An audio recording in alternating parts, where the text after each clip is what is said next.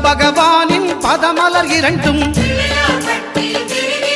எங்கள் வலம்புரி நாயகன் வலக்கையின் கீழே ஞான தேவியின் கணவன் புதனாம் ஞானம் நமக்கு கைகூடும் எங்கள் கற்பகத்தானின் வலக்கை காண வாக்கு வன்மையும் கை சேரும்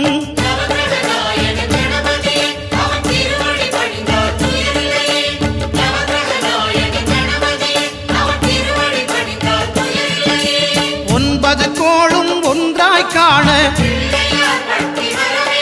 அங்கு கற்பகம் என்னும் கடவுளின் மெய்யில்